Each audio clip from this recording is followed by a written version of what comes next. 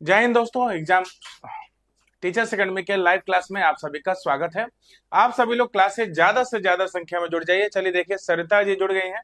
ठीक है, स्वागत है सरिता जी आपका टीचर्स एकेडमी के लाइव क्लास में। बाकी सभी लोग भी आप क्लास से जुड़ जाए। सरिता जी, जो भी आपके परिचित हैं, जो भी दोस्त मित्र हैं जो तैयारी करते हैं, उनको भी आप वीडियो को ज्यादा से ज्यादा संख्या में शेयर कर दीजिए, क्योंकि क्लास अब स्टार्ट हो गई है। ठीक है, और आप सभी लोगों को क्लास से संबंधित यानी जो भी प्रश्न आएंगे आपके सुपर टेट में, उन सभी प्रश्नों को खूब बेहतर तरीके से आपको बताया जाएगा। देखिए, हूबहू क्वेश्चन तो नहीं मिल सकते, लेकिन उन प्रश्नों को आधार बना के बहुत बेहतर तरीके से एक एक क्वेश्चन बताया जाएगा। तो देखिए, आपको बता दें, कभी कभी किसी सेट में आपको कभी कभी किसी सेट में आपको बहुत आसान प्रश्न मिल सकते हैं, और कभी कभी ऐसे भी हो सकते हैं जो लेवल वाले क्वेश्चन होंगे। कारण यह है कि आपको देखिए, एग्जाम में हर तरह के प्रश्न आएंगे। दो तीन प्रश्न ऐसे होंगे जो आसान होंगे, कुछ क्वेश्चन ऐसे होंगे भाई जिनका लेवल होगा। ठीक है, तो चलिए शुरू करते हैं आज से क्लास। आप सभी लोग बेहतर तरीके से क्लास से जुड़ जाइए। चलिए शुरू करते हैं।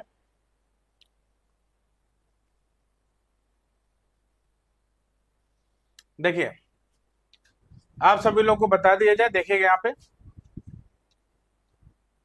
शिव रतन जी जुड़ गए हैं, स्वागत है आपका। और आप भी फटाफट पेन कॉपी लेके बैठ जाएं, और क्लास में जो भी प्रश्न बताया जाए उन सबका खूब बढ़िया से आप सभी लोग आंसर देते चलें। तो चलिए, कैसे हैं आप शिवरतन जी, क्या हाल चाल है? चलिए बताइए आप सभी लोग। और बाकी आपको बैच के बारे में बता दें, यूपी सुपर टेट 2026 नया बैच प्रारंभ, वो ऑनलाइन हो चाहे ऑफलाइन हो। ठीक है, तो देखिए, भावी शिक्षक बैच है, और टीचर्स एकेडमी का आप जान ही रहे हैं, पता है आपका, बालसन चौराहे के पास सेंट एंथोनी कॉलेज के ठीक सामने। यानी जो हमारा ऑफलाइन क्लास जो चलता है, उसका एड्रेस देखिए कहाँ पर है। बालसन चौराहे के पास सेंट एंथोनी कॉलेज के ठीक सामने 102 ए थॉर्नहिल रोड, प्रयागराज। ये पिन कोड है, मालूम ही है। ज्यादा कुछ अगर आपको जानकारी लेनी है, इस नंबर पे आप संपर्क कर सकते हैं। ठीक है, तो ऑनलाइन और ऑफलाइन क्लासेस दोनों बहुत बेहतर तरीके से शुरू हो गई हैं। तो सभी लोग चलिए क्लास शुरू करते हैं। देखिए यहाँ पे, देखिए सबसे पहला प्रश्न क्या है, ध्यान दीजिएगा। सबसे पहला प्रश्न देखिए, निम्नलिखित को दशमलव में व्यक्त करें। चलिए, बहुत बहुत धन्यवाद शिवरतन जी, गॉड ब्लेस यू। चलिए, तो देखते हैं यहाँ पे, निम्नलिखित को दशमलव में व्यक्त करें। 0.001%, इसको किस में व्यक्त करना है बताइए? दशमलव में व्यक्त करना है। तो कैसे करेंगे सभी लोग बताएं। तो चलिए देखते हैं यहाँ पे, यहाँ पर क्या है बताइए? 0 दशमलव, ध्यान दीजिएगा, यहाँ पर कितना है? यहाँ पर है 0.001% है। ठीक है, और परसेंट का मतलब क्या हो गया बताइए? परसेंट का मतलब हो गया, यहाँ पर नीचे क्या आ जाएगा बताइए? 100 आ जाएगा। क्या आ जाएगा बताइए? 100 आ जाएगा। क्लियर है? तो देखिए, यहाँ पे हम 100 से भाग देने जा रहे हैं। जब 100 से भाग देंगे तो देखिए यहाँ पर कितना जीरो, ध्यान दीजिए, जीरो है कितना? यहाँ पे जीरो, यहाँ पर 2 है। क्लियर है? और जब भी भाग देंगे, 100 होगा चाहे 1000 होगा चाहे 10 होगा, हमको देखना ये है कि यहाँ पर कितने जीरो होते हैं। कितने जीरो है बताइए? 2 जीरो है। अगर 2 जीरो है तो दशमलव क्या है? 2 स्थान बाई तरफ भागेगा, यानी 2 स्थान बाई तरफ का मतलब 1 और 2, यानी कि 2 जीरो और हमको लगाना पड़ेगा। तो 0 0 1 तो है ही, और 2 स्थान बाएं जाने के लिए 1 जीरो और लगा दीजिए, और 1 जीरो और लगा दीजिए। यानी दशमलव पहले यहाँ पर था और दशमलव यहाँ चला आएगा। तो ये बताइए क्या हो जाएगा? 0.00001। यानी आंसर कौन सा हो जाएगा बताइए? आंसर हो जाएगा हमारा ऑप्शन नंबर डी। आंसर क्या हो जाएगा? ऑप्शन नंबर डी हो जाएगा। तो आप सभी लोग देख सकते हैं, क्वेश्चन नंबर 1 का विनय कश्यप जी ने क्या मैसेज किया, फिर चेंज भी कर दिए। चलिए कोई बात नहीं, देखिए यहाँ पे तो क्या आंसर हो गया बताइए? 0.00001। ठीक है, ये पहले नंबर वाले प्रश्न का आंसर हो गया। देखिए, जैसा कि, हाँ बहुत बढ़िया। चलिए विनय कश्यप जी, बहुत ही शानदार।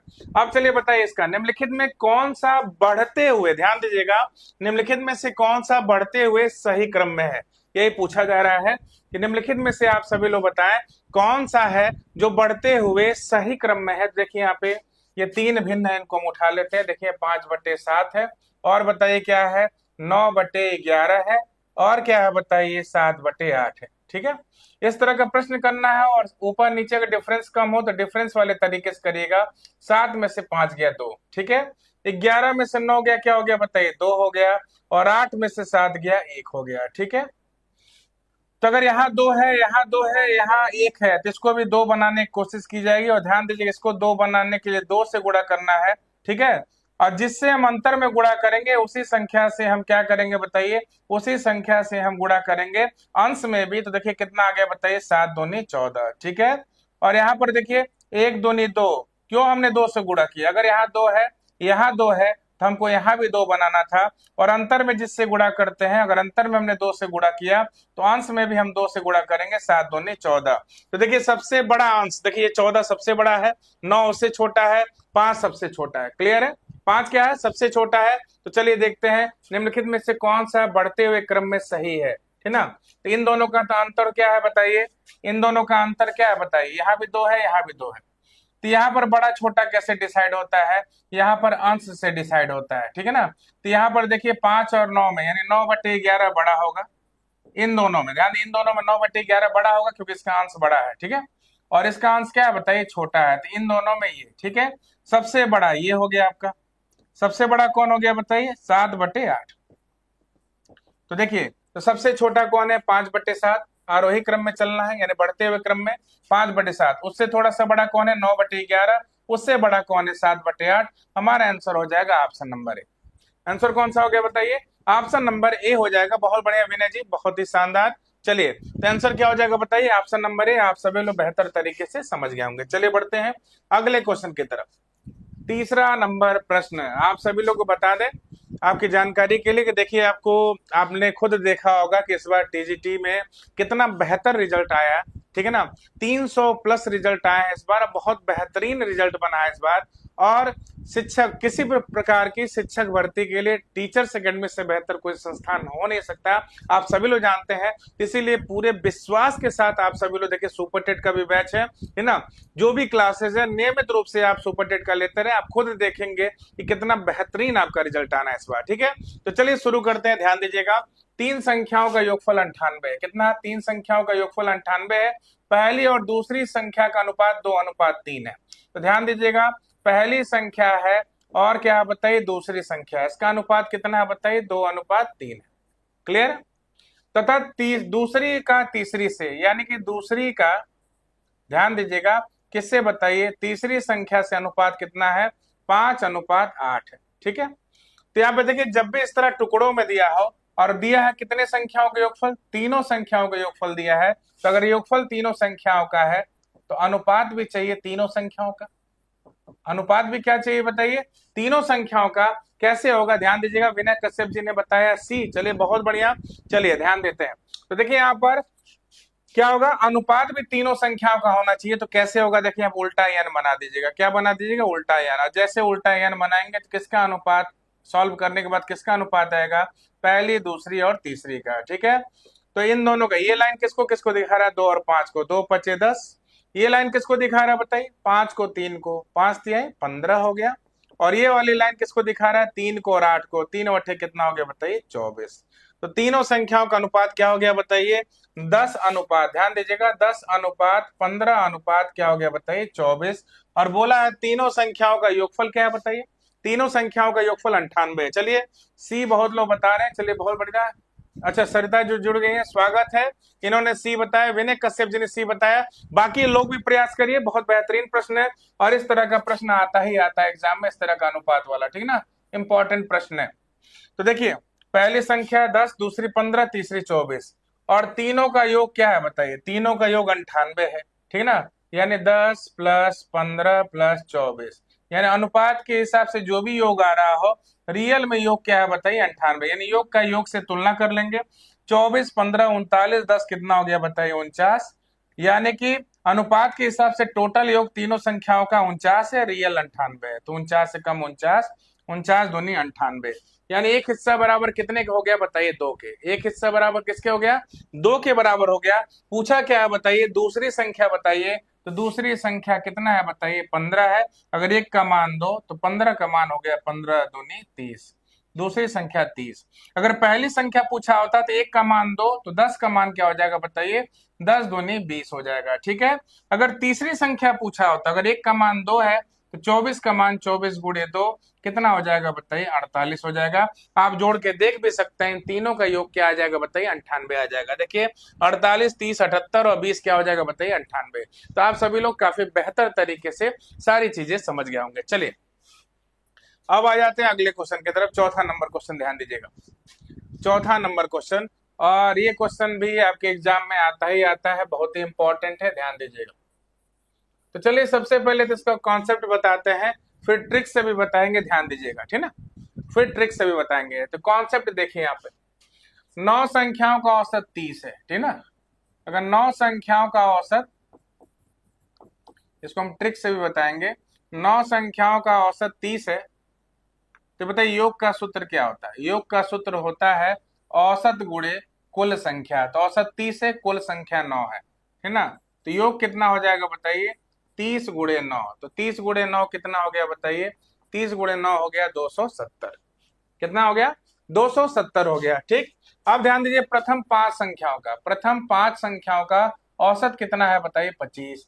तो अगर यहाँ पर प्रथम 5 संख्याओं का अगर हमको योग निकालना है, तो बताइए क्या सूत्र होता है योग निकालने का, औसत गुणे कुल संख्या। तो अगर औसत 25 है और किसका औसत है, प्रथम 5 का, तो योग कैसे निकलेगा बताइए, औसत गुणे कुल संख्या, यानी 25 गुणे 5। तो 25 गुणे 5 कितना हो गया बताइए, 125 हो गया, ठीक है। अब देखिए अंतिम 3 संख्याओं की बात कर रहा है, किसकी बात कर रहा है बताइए, अंतिम 3 संख्याओं की अगर बात कर रहा है, तो अंतिम 3 संख्याओं का औसत, ध्यान दीजिएगा, अंतिम 3 संख्याओं का औसत कितना। तो आप जानते हैं अच्छी तरह योग का सूत्र क्या होता है बताइए, कुल संख्या गुणे औसत। कुल संख्या गुणे क्या हो गया बताइए, औसत। तो औसत 35 है और गुणे कुल संख्या। तो देखिए यहाँ पे 3 पचे 15, 3 तरीके 9 और 1 10, कितना हो गया 105। तो देखिए शुरू की 5 संख्याएं और 3 संख्याएं, यानी टोटल 8 संख्याओं का योग यहाँ से आ जाएगा, टोटल 8 संख्याओं का योग आ जाएगा। तो ये बताइए 125 और 105 कितना हो जाएगा बताइए, ये हो जाएगा आपका 230 हो जाएगा। कितना हो जाएगा 230, 5 5 10, 2 1 3, 1 1 2, 230 हो जाएगा, ठीक है। और 9 संख्याओं में से इन 8 संख्याओं के योग को घटा देंगे तो छठी संख्या का योग छठी संख्या निकल जाएगी। तो 270 में से हम 230 को घटा देते हैं, आंसर कितना आ जाएगा बताइए 40। आंसर हो गया आपका ऑप्शन नंबर सी। आंसर क्या हो गया बताइए, ऑप्शन नंबर सी हो गया। आप सभी लोगों ने देखा कितना बेहतर तरीके से सारी चीजों को बताया गया। लेकिन चलिए इसका हम शॉर्ट ट्रिक बताते हैं, ध्यान दीजिएगा। 9 संख्या है, 1 2 3 4 5 6 7 8 9, 9 संख्या है। बोला क्या है, प्रथम 5 संख्या होगा। अच्छा बताइए 9 संख्या का औसत कितना है बताइए, 30 है। 9 संख्याओं का औसत कितना है बताइए, 30 है। और ये बताइए शुरू वाली संख्या है कितनी है बताइए, शुरू वाली जो संख्या है कितनी है, 5 है। प्रथम 5 संख्या है, प्रथम 5 संख्याओं का औसत 25 है। तो जो 30 से 25 है बताइए कितना कम है, 5 कम है। तो कितने स्थान तक बताइए, -5 -5 -5 -5 -5, 1 2 3 4 5, ठीक है। अब ध्यान दीजिए छठी संख्या, छठी संख्या गायब है क्योंकि अंतिम 3 संख्या दिया है। अब अंतिम 3 संख्याओं का औसत 35 है। तो 30 से कितना अधिक है बताइए, 30 से 35 5 अधिक है। तो कितना अधिक है बताइए, 5 5 5, ठीक है। क्लियर है, यहाँ पर ओवरलैप नहीं कर रहा है, ध्यान दीजिएगा। विनय कश्यप जी ने सी आंसर दिया है, बहुत बढ़िया। सरिता जी का भी आ गया है। अब देखिए -5 कितने स्थान तक है, 5 स्थान तक है। तो 5 गुणे -5 कितना आ जाएगा, -25, ठीक है। और ये 5 प्लस में कितने स्थान तक है, 3 स्थान तक है। तो 3 5 कितना हो गया बताइए, 15 हो गया। कितना हो गया, 15। अब इन दोनों का हम डिफरेंस ले लेंगे। तो देखिए -25 और 15, तो -25 में से 15 गया, क्या आ जाएगा बताइए, -10। क्या आ जाएगा बताइए, -10। और ये ध्यान दीजिएगा कभी भी अगर इस तरह का प्रश्न आ जाए और ओवरलैप ना करता हो, देखिए यहाँ पे ये जो संख्या है ना, इधर से तीसरी संख्या लिए तो भी इसको हमने शामिल नहीं किया, इधर से 5 संख्या लिए तो भी इसको शामिल नहीं किया, यानी ओवरलैपिंग नहीं है। अगर ओवरलैपिंग ना हो तो यहाँ चिन्ह बदल के ऊपर वाले औसत में जोड़ देते हैं। तो -30 है, माइनस की जगह प्लस हो जाएगा, 30 10 40। देखिए डायरेक्ट आपका आंसर आ जाएगा, गुणा करने की जरूरत नहीं है। तो कैसे हमने बताया, समझ में आ गया। प्रथम 5 यानी औसत कितना है, 25 है। तो 30 से 5 कम है, और कितने स्थान तक 5 कम है, 5 स्थान तक। तो 5 5 25, -25 की कमी है ना, 25 की कमी। और अंतिम 3 स्थान, 3 5 15, देखिए 15 हो गया। इन दोनों का डिफरेंस -10 आया। अगर ओवरलैप ना कर रहे हो संख्या, तो अगर माइनस है तो प्लस कर दीजिए, अगर प्लस है तो माइनस कर दीजिए, यही तरीका होता है। क्लियर है, आंसर हो गया हमारा कौन सा, ऑप्शन नंबर सी। आंसर कौन सा हो गया बताइए, ऑप्शन नंबर सी। तो आप सभी लोग बढ़िया तरीके से समझ गए होंगे। चलिए बढ़ते हैं आगे, बहुत ही इंपॉर्टेंट प्रश्न है, ध्यान दीजिएगा। 5वां नंबर प्रश्न सभी लोग ध्यान पूर्वक देखेंगे। 5वां नंबर क्वेश्चन क्या है, एक टोकरी को सेबों से भरा जा रहा है। टोकरी में सेबों की संख्या प्रत्येक मिनट में दोगुनी हो जाती है। यदि टोकरी 1 घंटे में पूरी भर जाती है तो आधी टोकरी कब भरी होगी, ये पूछा जा रहा है कि आधी टोकरी कब भरी होगी। क्लियर है? तो इस प्रश्न को कैसे करेंगे आप सभी लोग ध्यान से देखिएगा, ये प्रश्न कैसे किया जाएगा। क्लियर है? तो चलिए सभी लोग ध्यान दीजिएगा, इस प्रश्न को कैसे करना है। एक टोकरी को सेबों से भरा जा रहा है। टोकरी में सेबों की संख्या प्रत्येक मिनट में क्या हो जाती है बताइए, हर 1 मिनट में दोगुनी हो जाती है, ठीक ना। यानी कि मान लीजिए कि 1 मिनट में अगर मान लीजिए 30 फल टोकरी में रखे गए तो हर 1 मिनट में, यानी 1 मिनट जैसे बीता है तो 2 मिनट में 30 दूनी क्या हो गया बताइए 60, यानी दोगुनी हो जा रही है। हर 1 मिनट में फलों की संख्या क्या हो जा रही है बताइए, दोगुनी हो जा रही है। तो देखिए यहाँ पे क्या आंसर होगा, देखिए आपको बताते हैं। किसने बताया, विनय कश्यप जी ने बताया, बहुत बढ़िया। चलिए देखिए तो कैसे करेंगे इस क्वेश्चन को, ध्यान दीजिएगा, ठीक है ना। तो 1 मिनट में भर जाती है तो क्या बोल रहा है कि प्रत्येक मिनट में क्या हो जा रही है बताइए, दोगुनी हो जा रही है, ठीक। तो कैसे करेंगे, तो बोला है कि तो वो आधी टोकरी कब भरी होगी, ये पूछ रहा है। तो ये बताइए अगर पूछा जाए एक टोकरी में सेबों की संख्या प्रत्येक दोगुनी, यदि टोकरी 1 घंटे में पूरी भर जाती है, ध्यान दीजिएगा 1 घंटे में पूरी भर जा रही है, यानी अगर हम यहाँ पे 60 मिनट करें और 60 मिनट में पूरी एक टोकरी क्या हो जा रही है बताइए, भर जा रही है। एक टोकरी क्या हो जा रही है बताइए, भर जा रही है। तो ध्यान दीजिएगा 59वें मिनट में, ध्यान दीजिएगा 59 मिनट में क्या हो जाएगी बताइए, 59 मिनट में वो क्या हो जा रही है, टोकरी आधी भरी होगी। उसका रीजन क्या है आपको बता रहा है। 59 मिनट में वो टोकरी क्या होगी बताइए, आधी भरी होगी। अब आप देख लीजिए क्यों क्यों आधी भरी होगी। आप देख लीजिएगा कि 59 मिनट से 60 मिनट कितना मिनट हुआ बताइए, 1 मिनट बढ़ा। कितना मिनट बढ़ा, 1 मिनट, ठीक है। और जैसे 1 मिनट हुआ, ध्यान दीजिए, जैसे ही 1 मिनट हुआ तो वहां पर आधी टोकरी थी, कितनी थी बताइए, आधी टोकरी थी, ठीक ना।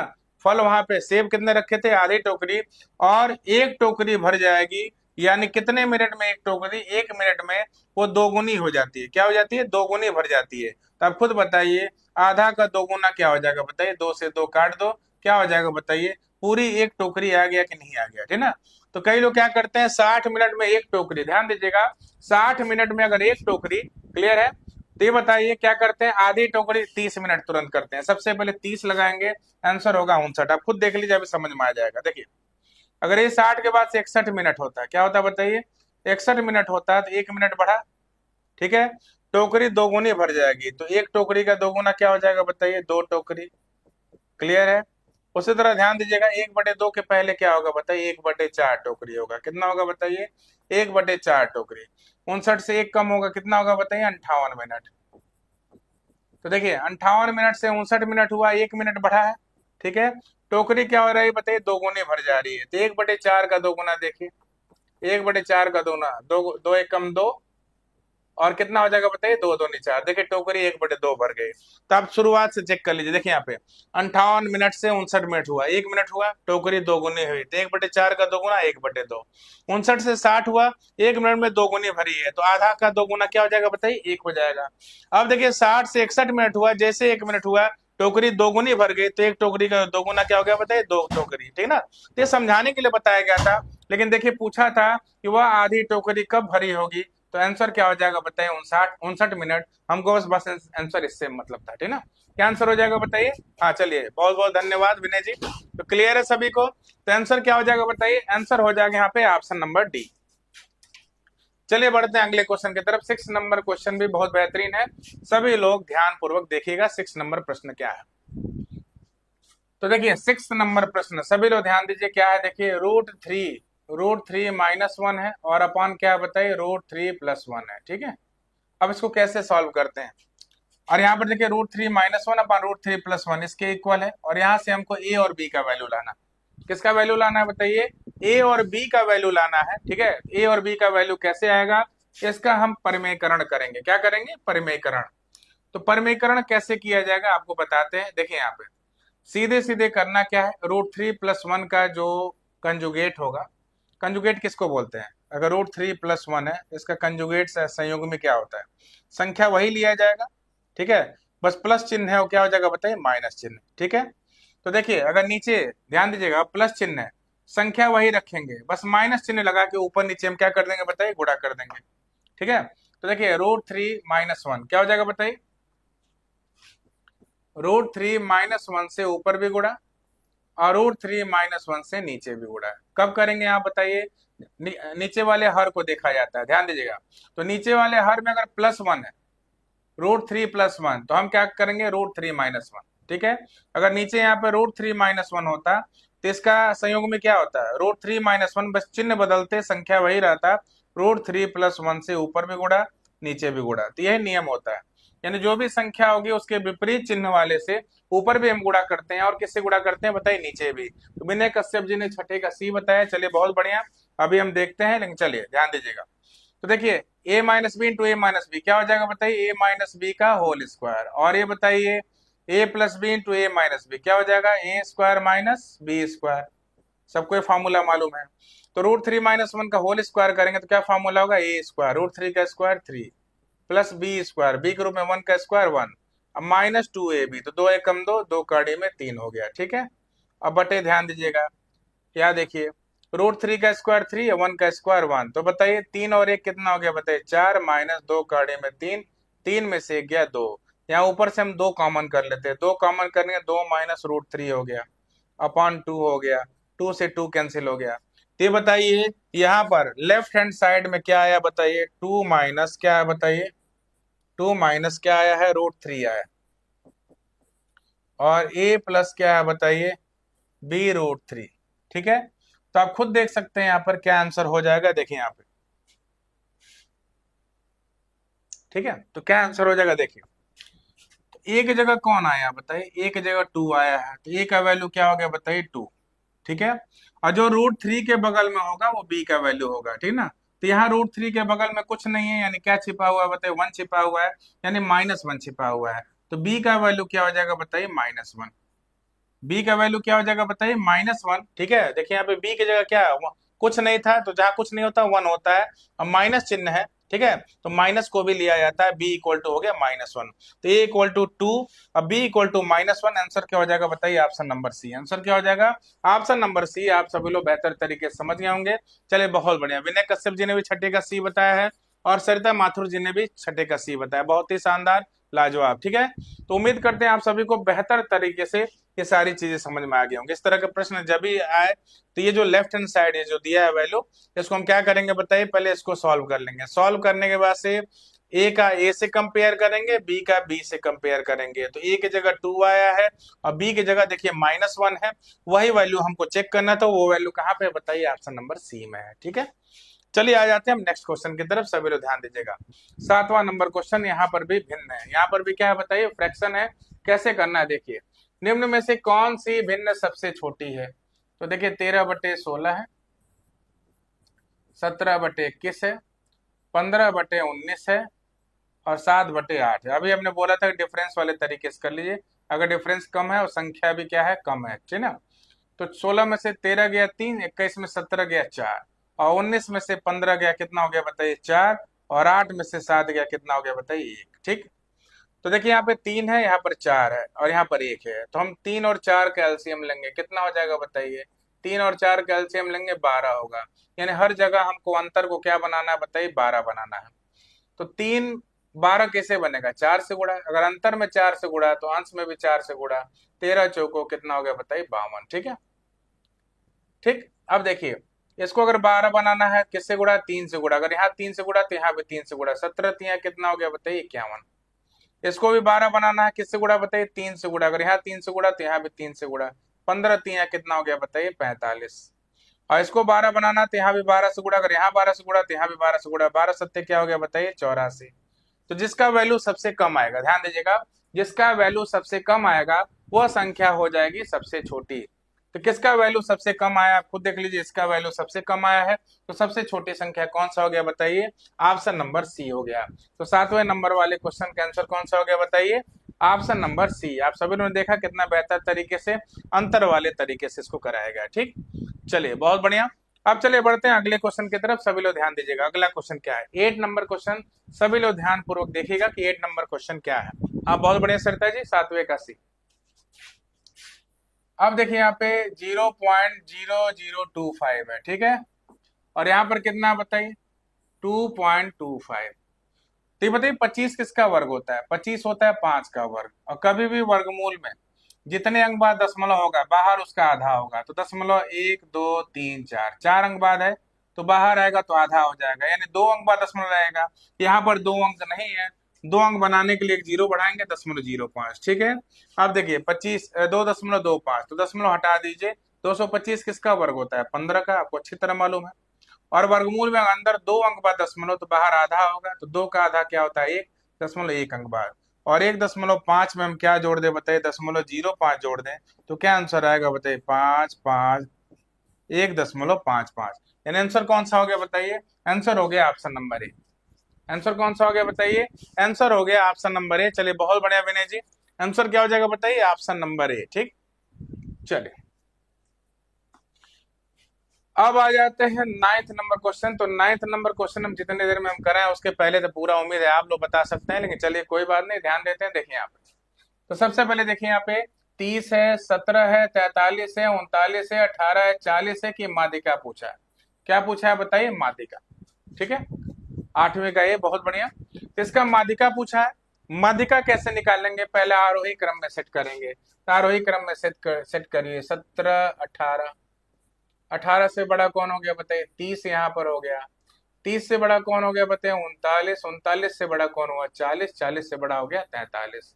ठीक है, तो 1 2 3 4 5 6, ठीक ना?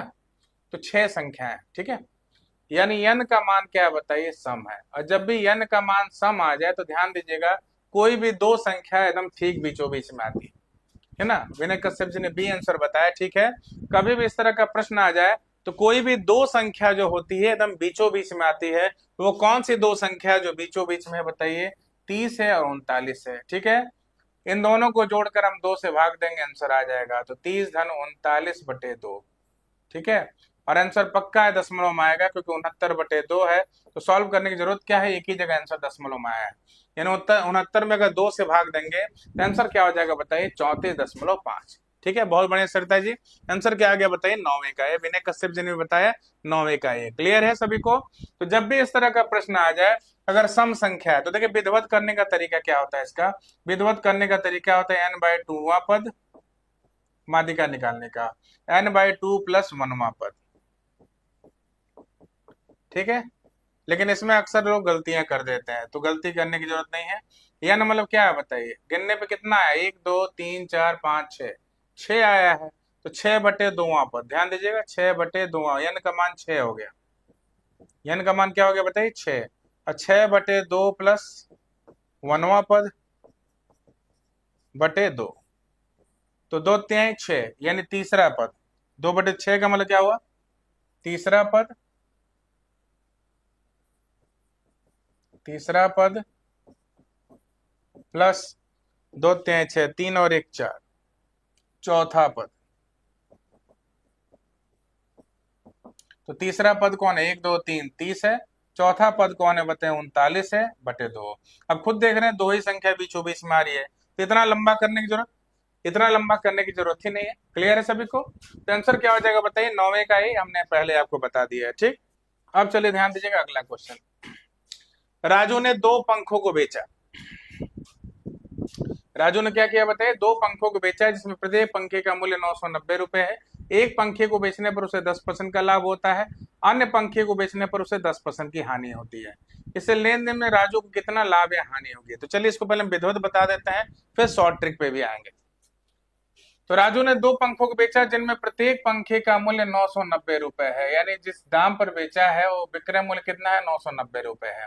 तो एक पंखे को बेचने पर 10% का लाभ होता है। तो 10% लाभ का मतलब ये हुआ कि 110% दाम लगाकर कितने में बेचा बताइए? 990 रुपए में बेचा। तो 0 से 0 काट दीजिए, 11 9 99, 1% बराबर 9। तो उस पंखे का क्रय मूल्य निकालने के लिए 100 का मान निकालेंगे, क्रय मूल्य हमेशा 100 होता है।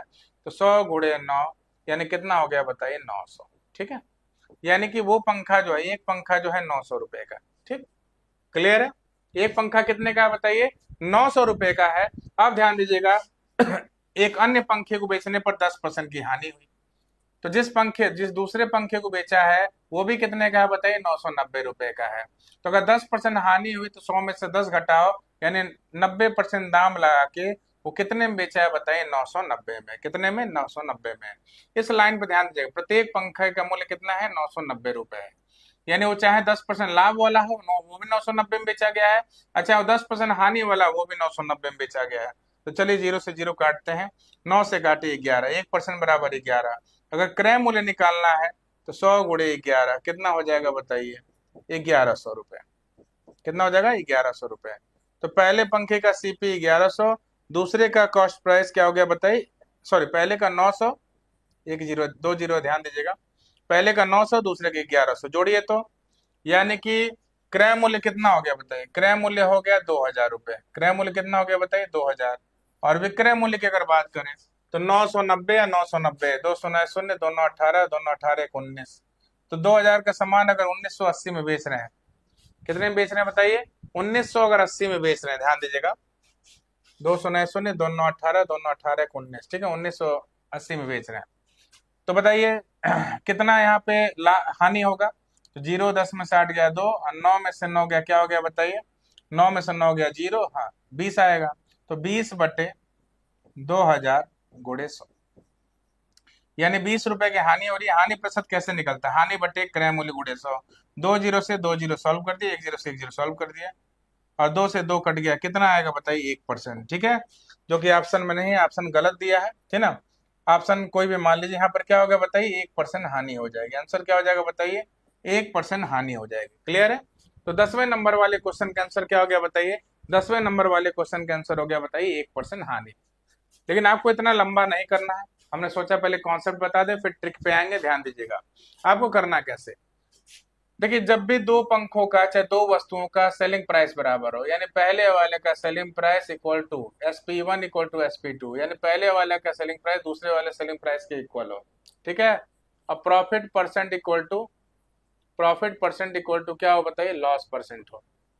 तो दोनों चीजें यहाँ पर दिया हुआ है। दो पंखे हैं, दोनों का विक्रय मूल्य बराबर है, और प्रॉफिट भी कितना है बताइए? 10%, लॉस भी कितना है बताइए? 10%। तो प्रॉफिट और लॉस दोनों 10% है। तो यहाँ पर इस कंडीशन में हमेशा हानि होता है। एक बहुत छोटा सा सूत्र होता है, देखिए क्या होता है इस कंडीशन में? हमेशा हानि होता है। हानि परसेंट बराबर क्या होता है? x² बटे 100। क्या हो जाएगा बताइए? x²बटे 100। तो यहाँ पर x है कौन?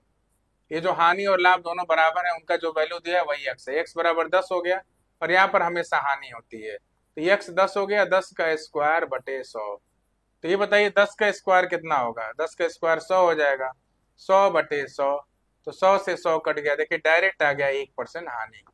तो इतना विधिवत करने की जरूरत नहीं थी, बस हमको ध्यान क्या देना था? किस रूल का ध्यान देना था? हाँ, ऑलवेज क्या होता है बताइए? लॉस 1%। हाँ, बहुत बढ़िया विनय कश्यप जी। इस तरह के प्रश्न में हमेशा लॉस क्या होता है बताइए? लॉस होता है हमेशा 1% का। तो समझ गए होंगे आप सभी लोग। तो देखिए यहाँ पे लॉस भी 10% है और प्रॉफिट भी 10% है। इस तरह के प्रश्न में हमेशा फॉर्मूला होता है x² / 100। x कितना बताइए? 10। 10 का स्क्वायर 100/100 क्या हो गया बताइए? 1%। अगर ये दोनों जगह 20% होता तो क्या करते? 20² बटे 100। तो 20 का स्क्वायर कितना हो गया बताइए? 400/100। हमेशा हानि होता है, तो क्या होगा बताइए? 4% की हानि। अगर ऐसे 30% होता तो 30² बटे 100। ठीक है सरिता जी। तो 30² बटे 100, 30 का स्क्वायर 900/100, 9% हानि। क्लियर है सभी को? इस तरह का प्रश्न ऐसे ही आता है। अब देखिए 11 नंबर क्वेश्चन देखिएगा। 11 नंबर क्वेश्चन भी बहुत मजेदार है, सभी लोग ध्यान दीजिएगा। 11 नंबर क्वेश्चन क्या है, तो चलिए ध्यान देते हैं। किसी राशि पर 2 वर्षों के लिए चक्रवृद्धि ब्याज कितना है? 40.80। साधारण ब्याज कितना है? 40 रुपए है। तो प्रतिशत ब्याज दर बताइए। क्या बताइए? प्रतिशत ब्याज दर बताइए। अब इस प्रश्न को आप लंबे तरीके से करेंगे तो बहुत टाइम लगना है, ठीक है। हाँ, एक तरीका हो सकता है जो आपका सूत्र से क्या होता है बताइए? डी बराबर होता है PR² अपॉन क्या होता है बताइए? 100 का स्क्वायर। देखिए इसमें किया क्या है, अब हमको समझ में गलती क्या है। ये वाला जो ऑप्शन है पिछले वाले क्वेश्चन का ले लिया। देखिए जो टाइप किया उन्होंने गड़बड़ी क्या की है कि जो 11 नंबर वाले का ऑप्शन है वो 10 नंबर में कर दिया है। देखिए, और 10 नंबर वाले का ऑप्शन किस में कर दिया है बताइए? 11 नंबर वाले में कर दिया है। चलिए हम बना देते हैं इसको। तो देखिए कितना है यहाँ पे? 4.58%। देखिए यहाँ पे क्या है? 4.5%, 8%, और क्या बताइए? 4% और 6%। यही ऑप्शन है, यानी कि इन्होंने क्या किया है, ऑप्शन को इंटरचेंज कर दिया है। ठीक है, तो चलिए ध्यान दीजिएगा। एक प्रश्न देखिए यहाँ पे, देखिए अंतर का सूत्र क्या है, 2 वर्ष के अंतर का सूत्र होता है PR² अपॉन 100 का स्क्वायर। तो अंतर है कितना बताइए, 40.80 में से 40 घटा दो, 0.80 हो गया। ठीक है, लेकिन यहाँ पर अगर दर निकालना है, ध्यान दीजिएगा, तो यहाँ मूलधन भी चाहिए, तो इस सूत्र से नहीं होगा। चलिए हम बता रहे हैं कैसे होगा, देखिए हम आपको बताते हैं, ध्यान दीजिएगा। देखिए यहाँ पर मूलधन दिया हुआ, क्या दिया है बताइए, मूलधन दिया है। ठीक है, और 2 वर्षों का चक्रवृद्धि ब्याज और साधारण ब्याज दिया है। तो 2 वर्ष का साधारण ब्याज कितना है बताइए, 40 रुपए है। तो 2 वर्षों का जो साधारण ब्याज है वो कितना है बताइए, 40 रुपए है। तो 1 वर्ष का कितना होगा बताइए, 20। यानी पहले साल भी 20 रुपए ब्याज दिया, दूसरे साल भी 20 रुपए ब्याज दिया। ठीक है, अब ध्यान दीजिएगा कि यहाँ चक्रवृद्धि ब्याज कितना है, चक्रवृद्धि ब्याज 40.80 रुपए है। कितना बताइए, 40.80। ठीक है, तो अगर 40.80 रुपए है, तो ये जो 40.80 रुपए आया है, तो इसमें एक्स्ट्रा कितना आया है, तो हम 40.80 में से क्या घटाएंगे बताइए, 40 घटा देंगे। तो कितना अलग से बताइए, एक्स्ट्रा ब्याज कितना आ रहा है बताइए, चक्रवृद्धि ब्याज को बनाने के लिए।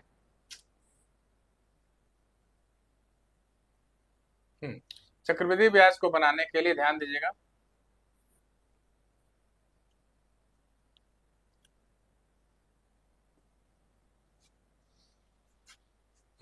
चक्रवृद्धि ब्याज को बनाने के लिए ध्यान दीजिएगा, यहाँ पर कितना रुपया अलग से ब्याज आ रहा है बताइए, 0.80 रुपये ब्याज देना पड़ रहा है। तो 0.80 रुपये जो ब्याज देना पड़ रहा है, वो कौन सा ब्याज है हम आपको बता देते हैं। तो ध्यान दीजिएगा, जो 0.80 हम ब्याज दे रहे हैं दूसरे वर्ष, वो 1 साल का जो ब्याज दे रहे हैं ना, वो ब्याज के ऊपर जो ब्याज है उसी को, वही जो अलग से हम जोड़ते हैं। देखिए अगर हम इसको जोड़ दें, 20 और 20 कितना हो जाएगा बताइए, 40। तो ये तो हो गया 2 साल का साधारण ब्याज। अब वही 0.80 अगर जोड़ देंगे तो क्या हो जाएगा बताइए, 40.80 हो गया। यानी केवल इसको मात्र जोड़ने से, ये यानी कि साधारण ब्याज में मात्र इसको जोड़ने से, ध्यान दीजिएगा, वो क्या बन जाएगा बताइए, साधारण ब्याज से चक्रवृद्धि ब्याज बन जाएगा। तो यानी कि हम 0.80 रुपये ब्याज दिए हैं, किस पे दिए हैं, जो पहले वर्ष का ब्याज है उस पे दिए हैं। तो चलिए, तो 0.80 रुपये हम किस पे ब्याज दिए हैं बताइए, 20 पे ब्याज दिए हैं। और प्रतिशत में पूछ रहा है कितना दर होगा, तो 100 से गुणा कर देंगे। तो चलिए, तो 20 × 25 100, 5 शून्य शून्य, 5/40। ठीक है, 5 कितना हो गया बताइए, 40.2 स्थान बाद, तो क्या हो जाएगा बताइए, 4%। कितना दर हो जाएगा बताइए, 4% दर हो जाएगा। क्लियर है सभी को, हाँ सही है। तो कितना हो जाएगा बताइए, 4% हो जाएगा। तो आप जान ही रहे हैं कि जो पहले साल का ब्याज रहेगा, है ना, थे ना, उस पर ब्याज लगता है दूसरे साल में। तो दूसरे साल में कितना ब्याज लगा है बताइए, 0.80। और इस ब्याज पे ब्याज लगेगा नहीं, क्योंकि टोटल अवधि कितने साल की है, 2 साल की है। अगर 3 साल होता तो इस ब्याज पे भी ब्याज लगता है, इस पे भी लगता है, इस पे भी लगता है, यानी सब पे ब्याज लगता है। क्लियर है, तो ये बताइए, जो 0.80 ब्याज लगा है पहले वर्ष के साधारण ब्याज पे, तो यानी 0.80 का आधार 20 है, 20 नीचे हो जाएगा, प्रतिशत में निकालना है गुणे 100। तो आंसर कितना आ गया बताइए, 4%। यानी आंसर हो जाएगा ऑप्शन नंबर सी। तो 11 नंबर वाला क्वेश्चन आप सभी लोग बढ़िया समझ गए होंगे। 11 नंबर वाले प्रश्न का आंसर कौन हो गया बताइए, ऑप्शन नंबर सी, जो काट के बनाया वही सही है। ठीक है, चलिए बढ़ते हैं अब अगले प्रश्न की तरफ, सभी लोग ध्यान दीजिएगा। ये प्रश्न बहुत ही मजेदार है, 12 नंबर क्वेश्चन, सभी लोग ध्यान दीजिएगा। ये जो 12 नंबर प्रश्न है, ये भी बहुत मजेदार है, कैसे करना है ध्यान दीजिएगा। x³ -6x² + 11x - 6। तो यहाँ देखिए, यहाँ पे -6 आया है ना, ये जो -6 आया है, वो अचर पदों का गुणा करने पर आना चाहिए। देखिए इस इक्वेशन में अचर पद +1 है, यहाँ +2 है, -3 है। यहाँ देखिए -1 है, ये +2 है, और ये -3 है। ये -1 है, ये -2 है, -3 है। अब -1 -2 +3। तो चलिए चेक करते हैं कि इन अचर पदों का गुणा करने पर ABCD में से किस अचर पद का गुणा करने पर -6 आ रहा है। तो यहाँ पर अचर पद +1 है, यहाँ पर +2 है, यहाँ पर -3 है। तो गुणा करते हैं, देखिए -6 आ रहा है, यहाँ -6 आ रहा है। यहाँ गुणा करते हैं, देखिए -1 अचर पद है, +2 है, फिर -3 है। गुणा कर दिए, माइनस में माइनस गुणा प्लस, 3 दूनी 6। तो हमारा यहाँ पे -6 आना चाहिए, और इसके अनुसार क्या आ रहा है बताइए, +6 आ रहा है। यानी ऑप्शन नंबर बी तो आंसर होना नहीं चाहिए, ऑप्शन नंबर बी आंसर नहीं होना चाहिए। ठीक, अब देखिए -1 × -2 × -3, यही है। तो कभी भी माइनस वाली संख्या अगर विषम बार हो, 3 बार हो, चाहे 5 बार हो, चाहे 7 बार हो, आंसर हमेशा माइनस में आता है। तो 2 3 6, -6 यहाँ भी आ रहा है। तो पहले और सी में आंसर हो सकता है। अब इसको देखिएगा, -1 इंटू -2 इंटू +3, 3 दूनी 6 एकम 6, तो -6 आ रहा है यहाँ पे, ठीक ना। क्या आ रहा है बताइए, यहाँ पे आपका नहीं, यहाँ पे -6 नहीं आ रहा है, माइनस इंटू माइनस प्लस हो गया, तो +6 आ रहा है। तो जहां जहां +6 आ रहा है वो आंसर हो नहीं सकता। आंसर कौन सा हो सकता है, आंसर वो हो सकता है कि जहां पर, हाँ 12 का सी सरता माथुर जी ने बताया है, आंसर वो हो सकता है जहां पर -6 आए, ठीक है। तो -6 आया, तो देखिए यहाँ पे एक चीज हमको चेक करना पड़ेगा, x+1 तभी आता है जब x की जगह -1 रखें और 0 आ जाए। तो थोड़ा -1 रख के देखें 0 आएगा क्या, -1, यहाँ देखिए 6 है, -1 का स्क्वायर या -1, और ये क्या होगा -6, तो -1 का क्यूब -1 ही होगा, -1 का स्क्वायर +1 हो गया यानी -6, 11 बन जाए 11 यानी -11 और -6, क्या कट के 0 आएगा, नहीं आएगा, यहाँ नहीं आ रहा, ठीक, यानी ये हमारा आंसर नहीं होगा, यानी ये वाला भी आंसर नहीं होगा। क्यों नहीं होगा, देखिए -1 अगर रखने पर 0 आ जाता, तो अगर -1 रखने पे 0 आ गया तो समीकरण क्या बनेगा बताइए, x+1 बनेगा। क्या बनेगा, एक गुणनखंड क्या बन जाएगा, x+1। और अगर मान लीजिए +1 रखने पे 0 आ जा रहा है, तो +1 रख के देखते हैं, x के जगह -1 का क्यूब, सॉरी +1 रखना है ना, +1 का क्यूब -6 +1 का स्क्वायर 1 और -6, ठीक है। तो यहाँ पर देखा जाए,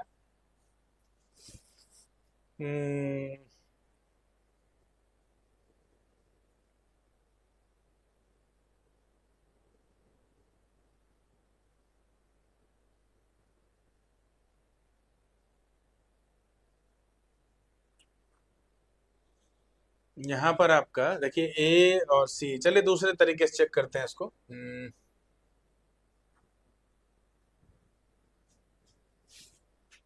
अगर -100 रखते हैं यहाँ पे तो हाँ हो तो जाना चाहिए, देखते हैं चलिए। तो 1 है, यहाँ बताइए 1 का वर्ग 1 यानी -6 हो गया, ये सॉरी -6 हो गया, और 11 एकम 11 और -6, 11 एकम 12, -6 -6 -12, तो 12 से 12 कट गया, क्या हो गया बताइए 0, सही तो है, ठीक ना। यानी कि अगर +1 रखने पर क्या आ जा रहा है बताइए, 0 आ रहा है, तो समीकरण क्या बनेगा बताइए, -1, यानी ठीक अपोजिट, -1 रखने पे 0 आया, तो -1 की जगह +1 कर लेंगे x में, x+1 गुणनखंड हो जाएगा।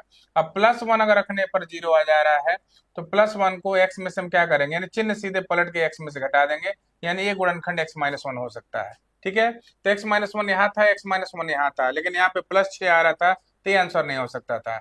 और देखिए यहाँ पे -1 रखने पर क्या हो रहा है, 0 नहीं आ रहा है, इसलिए x+1 भी गुणनखंड नहीं हो सकता, तो a नहीं हो सकता, b नहीं हो सकता, d नहीं हो सकता। हमारा आंसर कौन हो जाएगा बताइए, ऑप्शन नंबर सी। आंसर कौन हो जाएगा बताइए, ऑप्शन नंबर सी हो जाएगा। हाँ हाँ सही है, चलिए बढ़ते हैं आगे। अब देखिए a/3 = b/2 = c/1 हो, तो a+b+2 c/b, तो ये तो बहुत ही आसान है। देखिए a/3 = b/2 = c/1, ठीक है ना, c/1। तो पूछ रहा है कि a+b+2c अपॉन b का वैल्यू बताइए। तो इस तरह के प्रश्न में कभी भी ध्यान दीजिएगा, इस तरह का प्रश्न जब भी आ जाए, a के नीचे वाला a का वैल्यू a की जगह 3 रख दीजिए, b के नीचे वाला b का वैल्यू तो b की जगह 2 रख दीजिए, c के नीचे वाला c का वैल्यू तो 2 इंटू सी की जगह हम 1 रख देते हैं, ठीक है, अपॉन b। तो b की जगह कौन है बताइए, 2 है, तो 3 + 2 + 2 1 जा 2, अपॉन कितना है 2, तो 2 2 4 और 3 7, 7/2 कितना आ जाएगा बताइए, 3.5, यानी 13 नंबर वाले क्वेश्चन का देखिएगा, 30 क्या नंबर है बताइए, 13 नंबर वाले क्वेश्चन का आंसर क्या हो जाएगा बताइए, ऑप्शन नंबर सी हो जाएगा। कितना हो जाएगा बताइए, 3.5। तो आप सभी लोग बेहतर तरीके से समझ गए होंगे, 13 नंबर वाले प्रश्न का आंसर क्या हो गया बताइए, ऑप्शन नंबर सी हो गया। कंफर्म है सभी को, चलिए अब बढ़ते हैं आगे। देखिए 14 नंबर क्वेश्चन क्या है, 14वां देखिएगा, 12 मीटर ऊंचाई तक 3.5 मीटर त्रिज्या वाले खुले बेलनाकार टैंक को बनाने के लिए कितने क्षेत्रफल वाली धातु की चादर की आवश्यकता होगी। तो ध्यान दीजिए यहाँ बेलन है, क्या बताइए, बेलन है, और ये वाला हिस्सा जो है खुला हुआ है, ये वाला हिस्सा क्या बताइए, खुला हुआ है, तो खुला हुआ है, तो ये बताइए चद्दर कहाँ लगेगा? चद्दर बस दीवार में लगेगा और नीचे देखिए, नीचे लगेगा जहाँ पे सतह है वहां पर लगेगा। तो बताइए दीवार का, यानी कि जो बेलन है उसके दीवार का सूत्र क्या होता है बताइए? 2πr h। वक्र पृष्ठ का सूत्र क्या होता है बताइए? 2πr h, वक्र पृष्ठ के क्षेत्रफल का, यानी दीवार में लगेगा। दीवार तो हो गया, ठीक है। और ये बताइए ये वृत्त है तो πr², और ये भी वृत्त है तो क्या हो गया बताइए? πr²।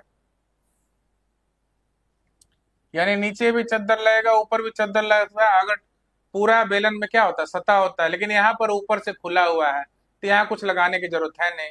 तो 1πr² से कोई मतलब नहीं है, यहाँ पर हमको कुछ नहीं लगाना, ये खुला रहेगा। लेकिन हमको 1πr² की जरूरत है ना, तो देखिए यहाँ पे πr², तो इसमें क्या कॉमन हम कर सकते हैं? इसमें हम πr कॉमन कर सकते हैं। πr कॉमन करेंगे तो क्या होगा बताइए? 2h+r, ठीक है।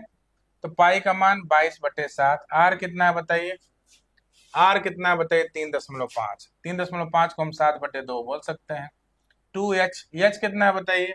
एच है 12 मीटर, और आर 3.5 है। 3.5 को हम 7/2 बोल सकते हैं। चलिए सॉल्व करेंगे। तो 2 से काटिए 11 हो गया, 7 से 7 काटिए, यहाँ 11, 12 दूनी कितना हो गया बताइए? 24, और 7/2।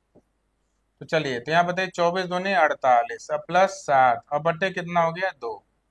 चलिए सॉल्व करते हैं। तो 11 और 48, 7 कितना हो गया बताइए? 55, अब बट्टे कितना हो गया? 2, ठीक। तो 2 से काटते हैं, कितना हो जाएगा बताइए? 2 से काटेंगे तो 5.5 हो जाएगा। कितना हो जाएगा? 5.5। 2 पच्चे 10, 2 पच्चे 10। चलिए गुणा करते हैं।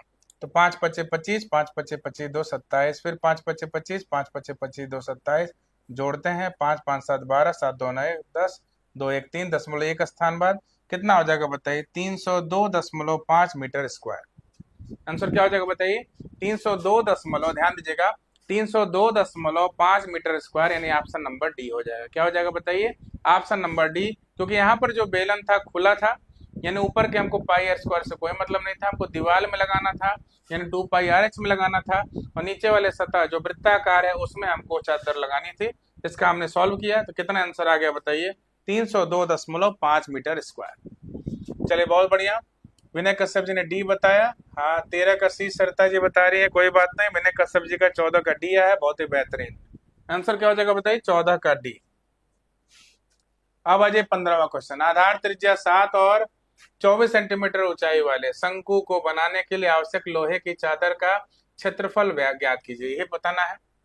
तो यानी यहाँ पर भी कुल कुल संपूर्ण पृष्ठ क्षेत्रफल निकालना है, यानी हमको चादर जो लगाना है पूरे पृष्ठ में लगाना है। तो ये बताइए शंकु के संपूर्ण पृष्ठ का क्षेत्रफल क्या होता है?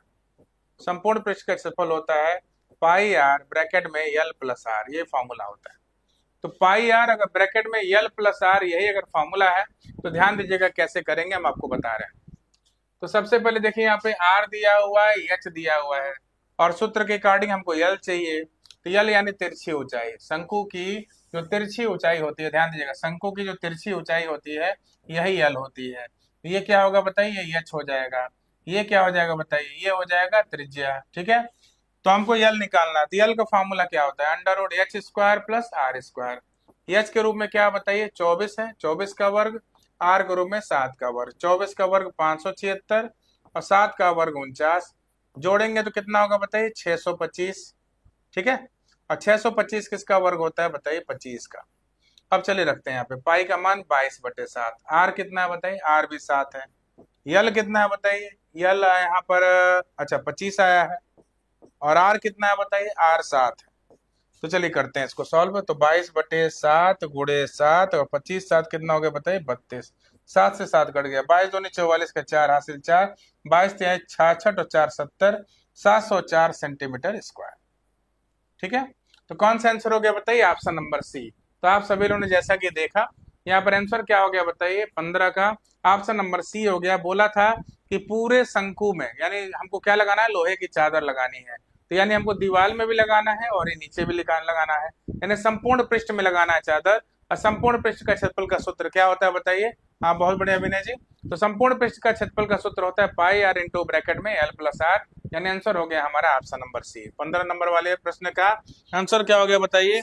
ऑप्शन नंबर सी हो गया, ठीक है। तो आप सभी लोग खूब बेहतर तरीके से समझ गए होंगे। देखिए टोटल 20 क्वेश्चन तो नहीं हुए, कारण ये था कि देखिए जो भी क्वेश्चन बताने थे विधिवत आराम आराम से बताने थे कि चीजों को आप बेहतर तरीके से समझ जाए। मेरा टारगेट ये नहीं कि 30 क्वेश्चन 50 क्वेश्चन खूब बढ़िया से मतलब उसको लेके चलिए और पता चले आपको कुछ समझ में ना आए, ठीक है। तो सारी चीजों को विधिवत तरीके से एकदम आराम आराम से लेके चले हैं, तो आप सभी लोग विधिवत तरीके से सारे प्रश्नों को जो भी हम बताएं घर पे रिवाइज करें, उसको सॉल्व करें, अगर चीजें ना समझ में आती हैं तो बताएं, ठीक है। तो आज का क्लास आप सभी को कैसा लगा कमेंट्स के थ्रू जरूर बताइएगा। रेगुलर हमारा क्लास जो रहेगा 11 बजे से रहेगा, और समझ लीजिए कि जो भी प्रश्न रहेंगे बेहतरीन रहेंगे, आपके सुपर टेट के एग्जाम के हिसाब से रहेंगे, यानी इसी आधार पे आपके प्रश्न आएंगे। तो आप सभी प्रश्नों को बेहतर तरीके से सॉल्व करिए, रेगुलर वे में क्लास से जुड़िए। आज से क्लास में इतना ही। Thank you very much. मिलते हैं आपसे नेक्स्ट क्लास में।